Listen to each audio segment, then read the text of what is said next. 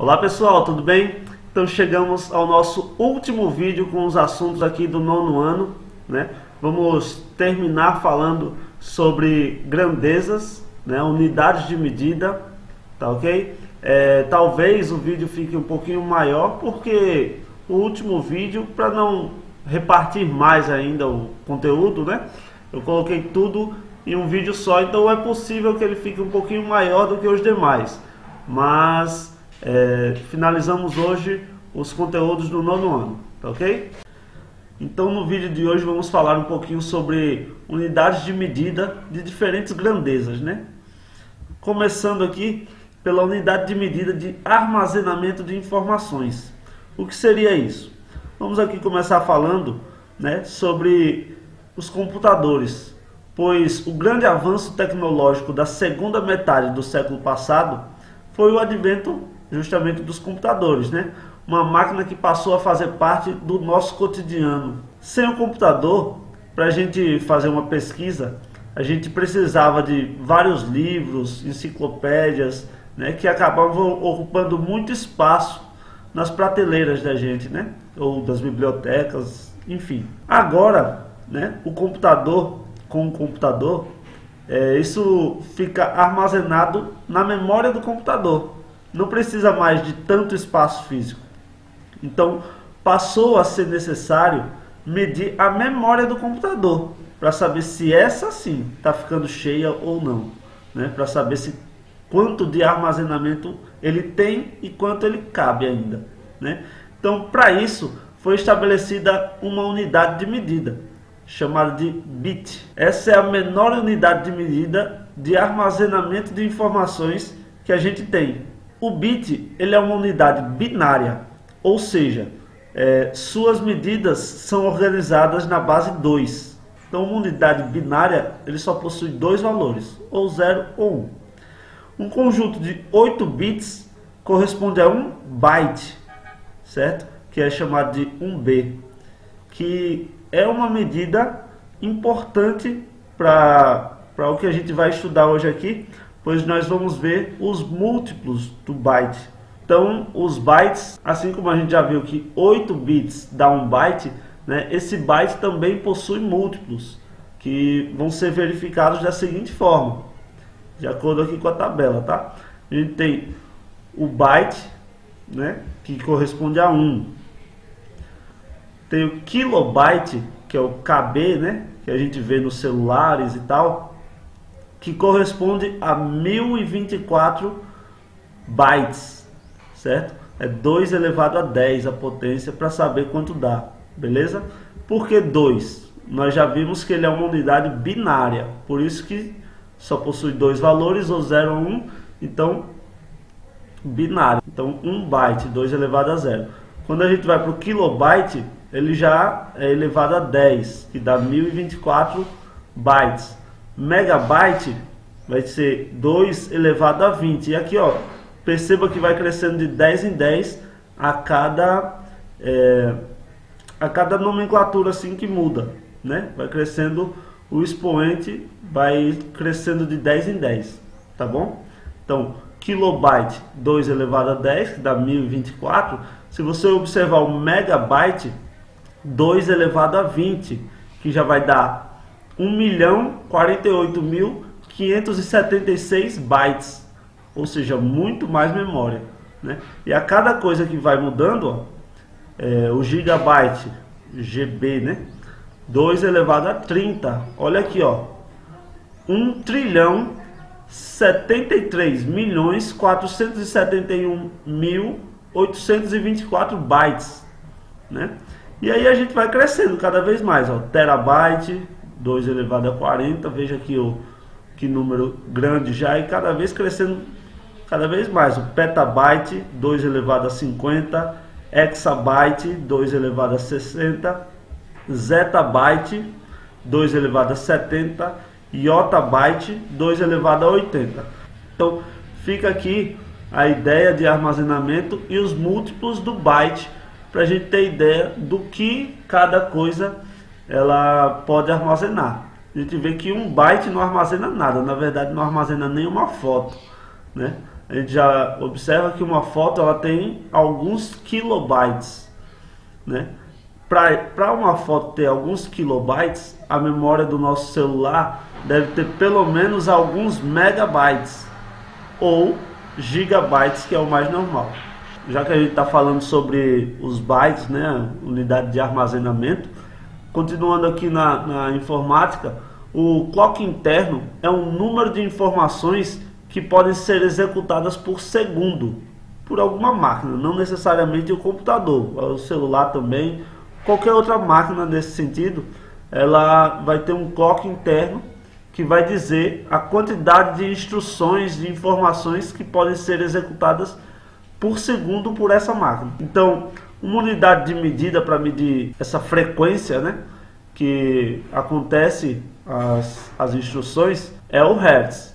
Ela é indicada por Hz, então ela indica o tanto de operação por segundo que essa máquina está fazendo. Então vamos ver aqui também uma tabela com alguns múltiplos do Hertz. Temos aqui, ó, do mesmo jeito que eu coloquei a tabela anterior, vai aparecer essa daqui, ó, o Hertz. Eu não coloquei aqui o valor, porque aqui embaixo já vai estar muito grande e não ia caber um espaço aqui, porque ia ser um número muito gigante. Então eu só coloquei a tabela aqui com a potência e a gente vai imaginar um pouquinho sobre ela, tá ok? Então o Hertz 10 elevado a 0, a gente sabe que é 1, né? Todo número elevado a 0 é 1. Aí temos aqui o Decahertz, né? Que é 10 elevado a 1, que é 10. Então, o que seria isso? Até o Decahertz. Quer dizer que em 1 segundo, né, a máquina faria 10 operações. Hectohertz, 10 elevado a 2, 100, dá 100, né? 100 operações por segundo. Kilohertz, 10 elevado a 3, dá 1000 operações por segundo. Aí Megahertz, né? 10 elevado a 6, aí já vai dar mais alguns zeros, dá 1 milhão, né? Gigahertz, 10 elevado a 9, já dá muito, já dá acho que 1 bilhão, se eu não estou enganado, né? E aí segue subindo, né? Terahertz, petahertz, hexahertz, zetahertz, iotahertz. É a quantidade de operações que o processador consegue fazer por segundo, tá bom? Por exemplo, você está num computador e aí você abre uma janela e clica para o computador entrar num site de internet. Ele vai começar a baixar informações sobre aquele site, mas sua internet não é tão rápida, você quer outra coisa, você já abre outra janela e manda ele pesquisar outra coisa. Depois você abre outra janela e manda ele pesquisar outra coisa. Então, a velocidade, além de depender da internet, vai depender também do processador do seu computador para saber quantos hertz ele vai ter de capacidade, ou seja, quantas coisas ele vai fazer por segundo. Então tá aqui as unidades de medida, né, sobre os hertz, sobre a velocidade do que o processador tem, beleza? E aqui são as potências. O hertz ele já não é mais uma unidade binária, ele é uma unidade da base 10, como a nossa numeração, né? Então por isso que a potência já é de base 10, não é mais uma potência binária, tá ok? Seguindo aqui, vamos para uma unidade de medida que pouco utilizada, né? Mas tem utilização, obviamente, que é para medir algo muito grande ou muito pequeno, né? Então a gente sabe que a unidade de medida para medir as coisas, o tamanho das coisas, é o metro, né? E aí vai ter as frações dele ou os múltiplos dele.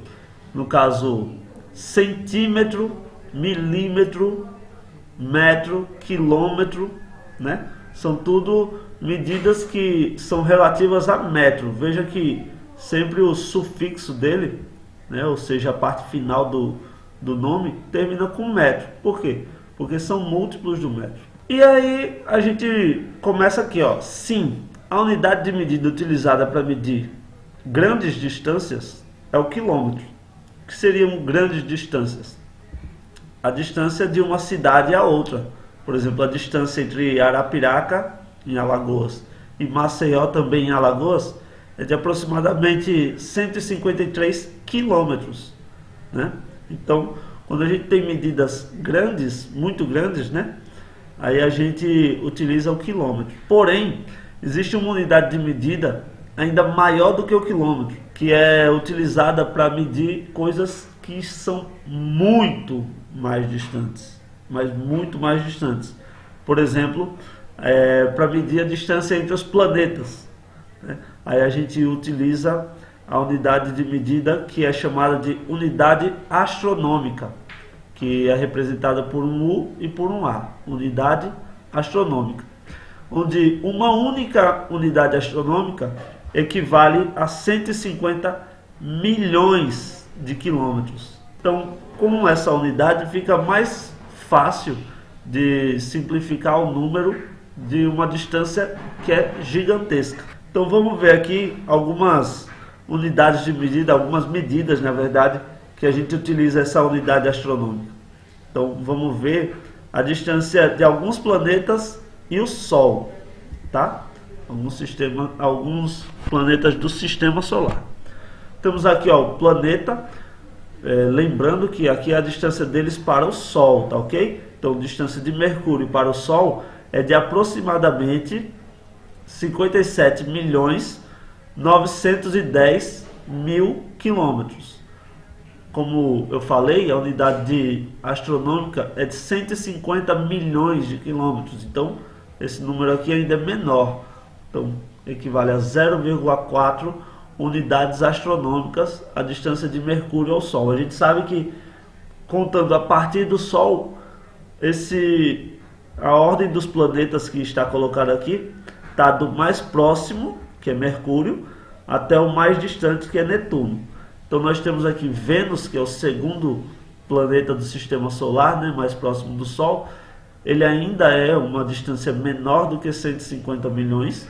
Ele tem apenas 108.200.000 quilômetros de distância do Sol, ou seja, 0,7 unidades astronômicas de distância do Sol. O terceiro planeta do Sistema Solar, e aqui está a explicação do porquê a unidade astronômica ser 150 milhões de quilômetros, né? A Terra está a 149.600.000 quilômetros de distância do Sol. Fazendo uma aproximação, nós temos que a Terra está a uma unidade astronômica de distância do Sol, certo? Então a unidade astronômica ela foi pensada exatamente na distância entre a Terra e o Sol. Claro que feito uma aproximação para não ficar um número quebrado. Já pensou se a unidade astronômica fosse um número, por exemplo, 149.600.000 quilômetros? Aí na hora de medir os outros planetas, ou outras galáxias, ou qualquer outra coisa, né, ia ficar números muito quebrados e difícil de fazer uma divisão, né, mais complicada. Então, faz-se, quando são distâncias muito grandes, sempre faz-se aproximações. Perceba que aqui, ó, os números sempre terminam todos em 0, 0, 0, 0, 0. Não se enganem, tá? Isso daqui não significa uma distância real. Significa uma distância aproximada, até porque nunca ninguém chegou lá no Sol para tocar nele, para ver a distância exata dele, não é isso? Então isso daqui são tudo distâncias aproximadas. Então a unidade astronômica foi pensada exatamente na distância da Terra para o Sol, que é aproximadamente 150 milhões de quilômetros. E aí nós temos outras distâncias, né? Marte, que dá uma unidade astronômica e meia, Júpiter, que dá 5,2 unidades astronômicas, Saturno, 9,5 unidades astronômicas, Urano, 19,1 unidades astronômicas e Netuno, com 30 unidades astronômicas aproximadamente. 4 bilhões 504 milhões e 300 quilômetros de distância do Sol. Certo, pessoal? Então tá aqui uma ideia para a gente não achar, que eu acredito que muitas pessoas pensam que o quilômetro é a maior unidade de medida que existe, mas não, existe a unidade astronômica, tá ok? Pouco utilizada no comum, porém muito utilizada por cientistas e astrônomos, né? Então é importante sim esse tipo de unidade. Outra coisa também nesse sentido é se uma coisa for muito pequena. A gente tem o centímetro e o milímetro, porém não é pequeno suficiente para medir coisas como uma bactéria, um átomo, um micróbio, um vírus, né? Não é pequeno o suficiente. Então, para coisas desse tipo, existe o microlímetro e o nanômetro, certo? São as menores medidas possíveis.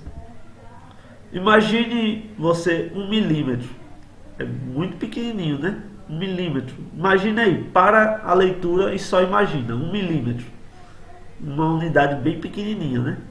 Agora imagine essa unidade pequenininha sendo dividida em 1000 partes. Pegue 1 milímetro e divida ele em 1000 partes. Você só vai conseguir dividir isso na sua imaginação, né? Porque é muito pequeno.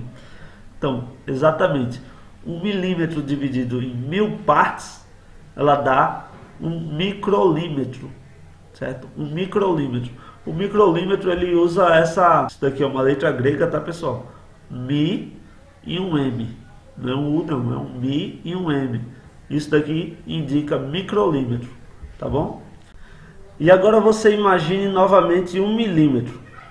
Pensa aí, a gente dividiu ele aqui em cima em 1000 partes, né, para formar um microlímetro, e já foi difícil de pensar nisso. Só que agora você pense ele sendo dividido em 1 milhão de partes. 1 milímetro dividido em 1 milhão de partes iguais. Pois é, esse é o nanômetro, certo? Imagina aí o quão pequeno vale esse nanômetro. Ela é a medida de 1 milímetro dividido em 1 milhão de partes iguais. Então essas unidades de medida são tão pequenas porque são elas que são utilizadas para medir coisas como vírus, bactérias, os átomos, elétrons, esse tipo de coisa que são invisíveis a olho nu, tá? Então por isso que precisamos de uma medida tão pequena para fazer referência a esses valores. Então temos aqui a foto de um vírus que foi aumentada alguns bilhões de vezes. Imagine, essa foto foi aumentada bilhões de vezes e está aqui ainda pequena na tela do seu computador, na tela do seu celular, né? Então, quer dizer, é algo tão pequeno que nós precisamos sim de unidades de medida muito pequenas para poder medir ele e ter alguma referência. Então, pessoal, o vídeo fica por aqui, ficou um pouco grande, né? Porque eu precisava terminar esse assunto. Então, se você gostou do vídeo, se você não conhecia alguma dessas medidas, deixa aí um like, se inscreve aí no canal para ver os próximos vídeos, que vão vir várias curiosidades, vários desafios aí na sequência. E se você quer saber alguma coisa nesse sentido, ficou na dúvida, pode deixar aqui nos comentários que eu vou estar respondendo todo mundo. Tá, pessoal? Então até mais, até a próxima. Eu fico por aqui. Tchau, tchau.